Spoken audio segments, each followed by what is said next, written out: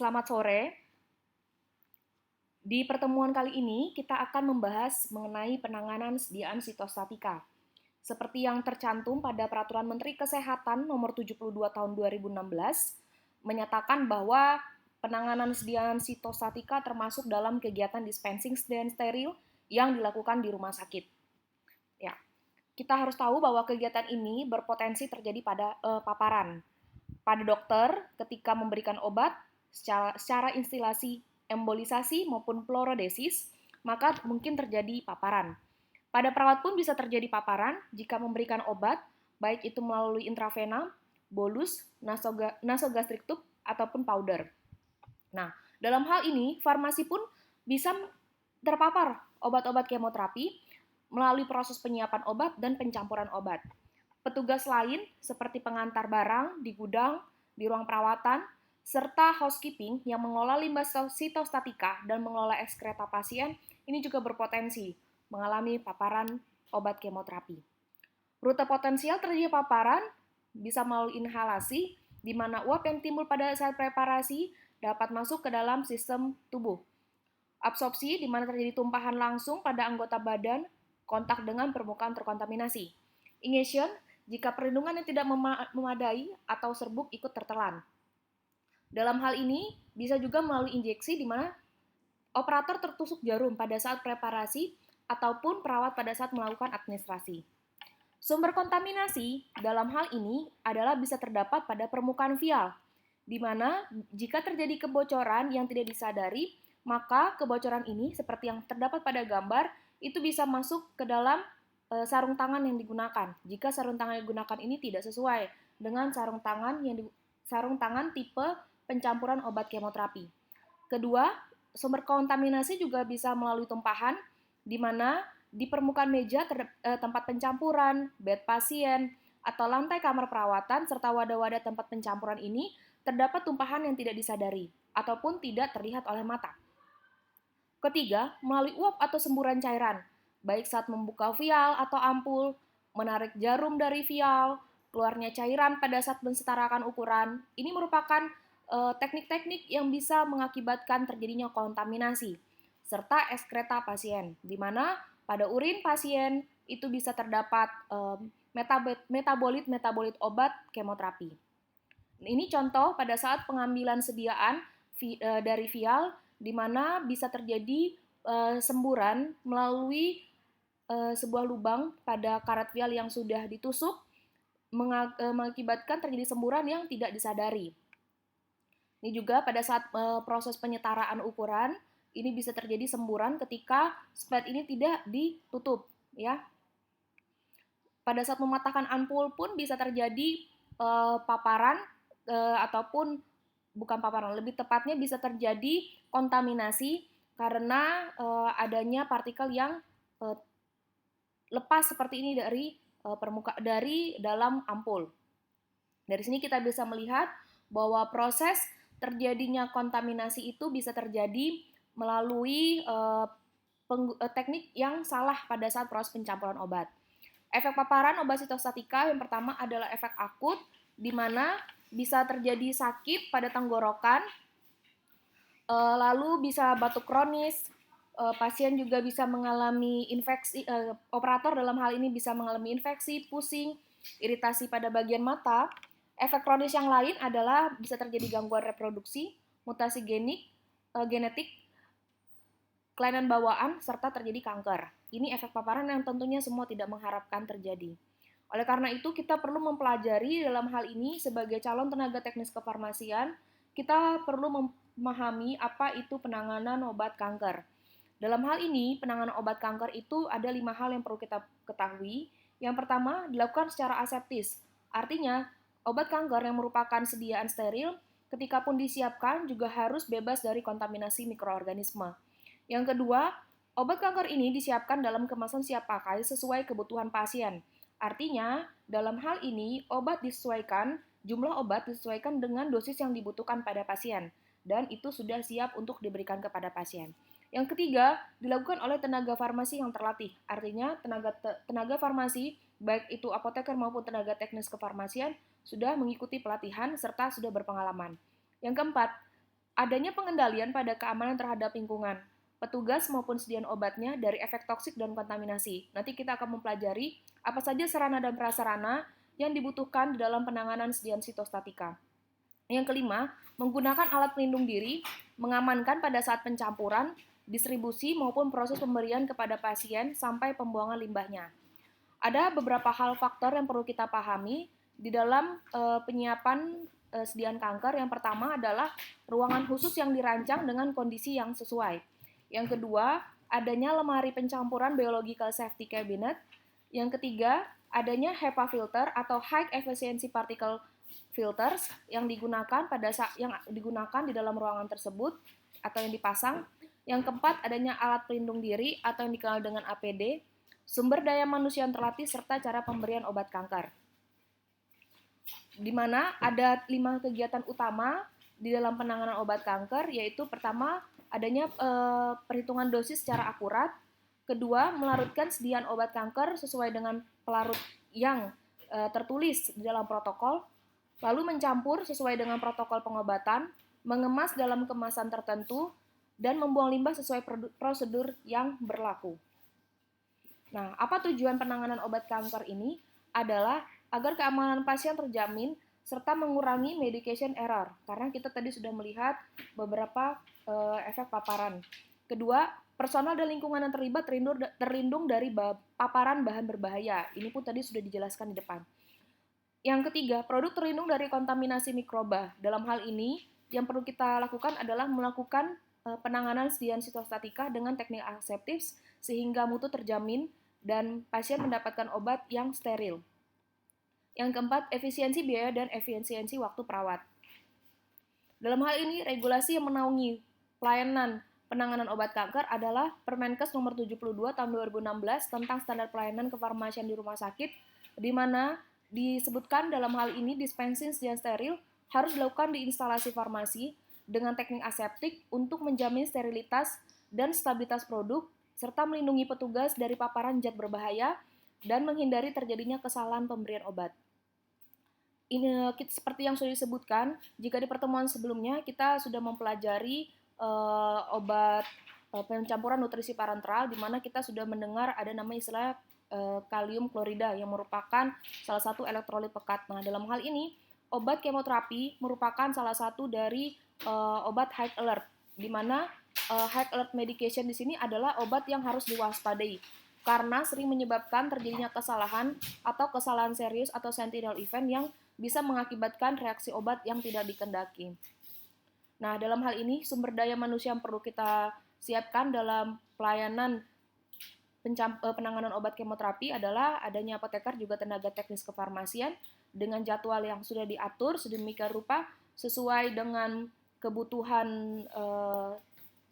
pasien. Dalam hal ini jumlah pasien, menyesuaikan jumlah pasien dan juga jumlah sediaan yang dicampur. Dan yang perlu menjadi perhatian penting bahwa sumber daya manusia yang melakukan penanganan ini harus sudah mendapatkan pelatihan yang memadai tentang teknik aseptik dan penanganan sediaan sitostatika. Dan hal terkait dengan monitoring, bahwa setiap sumber daya manusia wajib melakukan MCU setiap 6 bulan yang meliputi pemeriksaan hematologi, urinalisa, dan evaluasi darah tepi. Nah, ini gambarannya perlu adanya sertifikat serta adanya MCU setiap 6 bulan.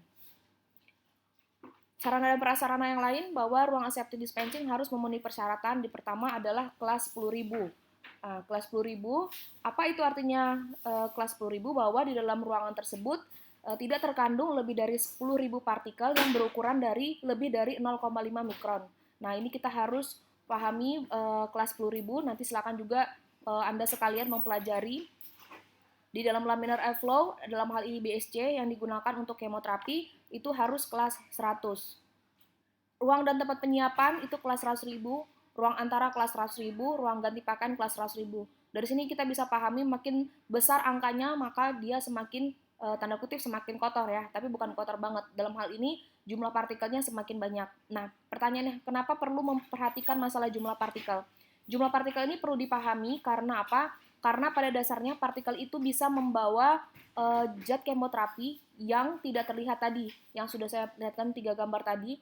Nah, ketika ketika partikel-partikel yang keluar dari sedian itu yang tidak dilihat oleh mata. Nah, jika banyak jumlah partikel di dalam ruangan tersebut, maka partikel itu bisa membawa kontaminan yang keluar dari sedian yang ada.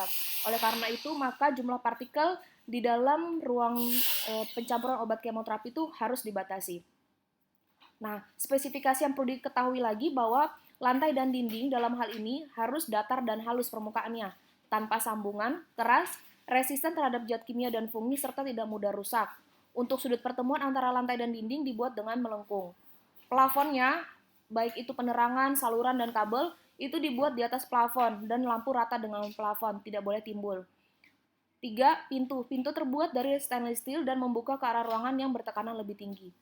Aliran udara. Aliran udara ini harus menuju ruang bersih, ruang penyiapan, ruang ganti pakaian, dan ruang antara di mana di sini aliran udara itu melalui HEPA filter atau yang tadi saya sudah sebutkan High Efficiency Particle Filter ya. Nah, tekanan udaranya di dalam ruang bersih itu 15 Pascal lebih rendah dari ruang lain. Terutama dalam ruang kemoterapi, tekanan udaranya itu harus lebih negatif. Artinya, tekanan udara di luar ruang kemoterapi itu lebih besar dibanding di dalam ruang kemoterapi karena kalau misalnya di dalam ruang kemoterapi itu tekanan yang lebih tinggi, maka jika terjadi kontaminan, dalam hal ini misalnya ada obat kemoterapi yang keluar, maka itu akan berakibat pada kontaminasi lingkungan juga. Nah, oleh karena itu, maka dikatakan tekanan di dalam BSC itu harus lebih negatif, tekanan di dalam clean room-nya pencampuran obat kemoterapi pun harus lebih negatif dibanding dengan ruang sekitar untuk menghindari kontaminan berpindah ke lingkungan sekitar. Berikutnya temperatur antara suhu 16-25 derajat Celcius dengan kelembapan 45-55 derajat Celcius. Persen maksud saya. Nah, dalam hal ini contoh ruang antara bisa Anda lihat sekalian bahwa antara dinding dengan lantai itu adalah permukaannya halus dan keras, mudah dibersihkan, serta antara pertemuan dinding dengan lantai itu tidak boleh ada sudut. Dia harus dibuat melengkung untuk mudah dibersihkan. Serta untuk mencegahnya terjadinya penumpukan debu atau partikel di sudut-sudut yang ini. Makanya kita membuat dalam bentuk melengkung seperti ini ya. Ini contohnya. Berikutnya ini adalah clean room, di mana pada clean room ini yang perlu diperhatikan jumlah barang yang ada di dalam itu tidak banyak untuk mencegah terjadinya banyaknya partikel di dalam ruangan tersebut yang tadi saya sudah jelaskan efek yang tidak diharapkan tadi. Anda sekalian bisa lihat bahwa di sini antara penerangan dan juga HEPA filter itu tidak ada yang keluar, tidak menonjol ya. Di sini semua berada rata dengan plafon yang ada. Dan semua bahan yang di sini itu tidak melepaskan partikel. Kita bisa lihat baik itu troli yang digunakan itu semua terbuat dari stainless steel, tidak ada terbuat dari kayu. Tujuannya untuk mencegah terjadinya penempelan partikel pada ruang clean room itu sendiri. Ini adalah gambaran ruang penyiapan, di mana dalam ruang penyiapan ini juga ada kulkas ya, berisi obat-obat kemoterapi yang harus disimpan pada suhu kulkas.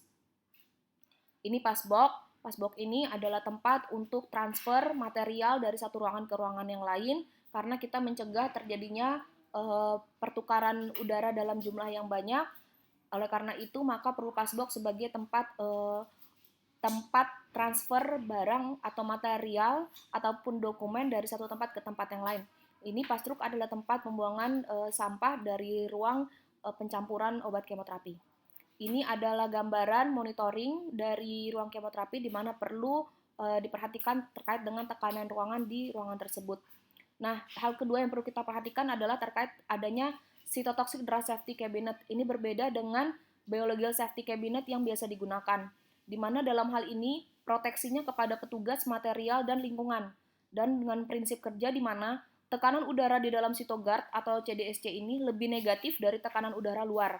Sehingga aliran udara bergerak dari luar ke dalam CDSC, di mana di dalam CDSC udara bergerak vertikal membentuk barrier, sehingga tidak ada percikan obat kanker di dalam CDSC tidak kembali ke arah petugas. Jadi beberapa poin penting yang kita perlu tahu bahwa untuk pencampuran obat kemoterapi itu menggunakan bukan BSC tipe biasa, dia harus menggunakan cytotoxic drug safety cabinet, di mana di dalam CDSC tersebut tekanannya harus lebih negatif dari tekanan luar. Selanjutnya, bahwa aliran udara adalah aliran vertikal, seperti membentuk barrier untuk mencegah terjadinya percikan obat kanker ke arah petugas. Ini yang dimaksudkan bahwa ketika udara kotor masuk, maka udara ini akan difiltrasi terlebih dahulu melalui filter yang ada di dalam CDSC. Di sini aliran udara akan naik ke atas, difiltrasi kembali dan masuk kembali ke dalam meja penyiapan, itu sudah dalam keadaan bersih. Begitupun seterusnya, ya. Jadi ini proses aliran udara bagaimana ketika masuk ke dalam CDSC, lanjut difiltrasi, dinonaktifkan, lalu dimasukkan lagi ke dalam CDSC yang dimaksud. Nah, prinsip peletakan barang dalam Biological Safety Cabinet dalam hal ini harus dibatasi barang-barang yang dimasukkan. Terus dalam hal penempatannya, objek besar minimum berjarak antara 150 mm, sedangkan objek kecil minimum berjarak antara 50 mm, di mana jarak antara objek dengan pinggir meja kerja minimal 150 mm. Apa tujuannya? Mencegah terjadinya turbulensi. Artinya ketika obat-obat tidak ditempatkan dengan baik, maka akan bisa terjadi turbulensi. Artinya aliran udara yang hendak dicapai dalam hal ini seperti ini ya, itu menjadi kacau aliran udara sehingga risiko paparan juga semakin meningkat. Yang ketiga, kita akan membahas terkait dengan APD, di mana untuk melindungi petugas dari keterpaparan obat kanker, maka ada 5 APD standar yang diperlukan. Yang pertama adalah baju pelindung, di mana harus berlengan panjang dan bermanset, dengan bahan bersifat dapat menahan penetrasi partikel tumpahan obat. Yang kedua, sarung tangan ini terbuat dari lateks yang tebal dan tidak berbedak, dianjurkan menggunakan double. Ketiga, adanya topi disposable, tapi karena ini sudah lengkap, jadi tidak perlu topi. Keempat adalah masker, dan yang kelima adalah kacamata. Ini adalah perlengkapan standar dalam pencampuran obat kemoterapi, di mana ada beberapa peralatan yang terdapat pada troli, yaitu spad, needle, infus bag, kasa besar, kasa kecil, aluminium foil, alas kemoterapi, tempat pembuangan kemoterapi, dalam hal ini tempat sampahnya, dan juga spill kit. Untuk pembuangan limbah obat kanker, itu ada beberapa hal yang perlu disiapkan, yaitu kantong tertutup, kontainer tertutup, label peringatan, dan alat pelindung diri. Nah, di sini langkah-langkahnya jika ingin membuang limbah, yaitu untuk benda-benda tajam ditempatkan dalam kontainer yang tidak tembus benda tajam. Untuk limbah lain bisa di dalam kantong kuning. Biasanya kita menggunakan kantong ungu ya, karena obat-obat kanker dia harus berbeda dengan limbah yang lain. Diberikan label peringatan pada bagian luar kantong. Selanjutnya limbah tadi dibawa menggunakan troli, dimusnahkan dengan insinerator pada suhu 1000 derajat Celcius, lalu cuci tangan. Ini gambaran dari tempat pembuangan obat kanker, di mana harus diberikan label menyatakan bahwa ini obat kanker, dan juga diberikan plastik yang berbeda juga, yaitu biasa menggunakan plastik berwarna ungu. Demikian yang bisa saya sampaikan sebagai penjelasan pertama terkait dengan penanganan obat kanker. Di pertemuan selanjutnya kita akan lebih membahas mengenai perhitungan dosis serta bagaimana terkait dengan pencampuran obat kemoterapi. Terima kasih, selamat sore, salam sehat.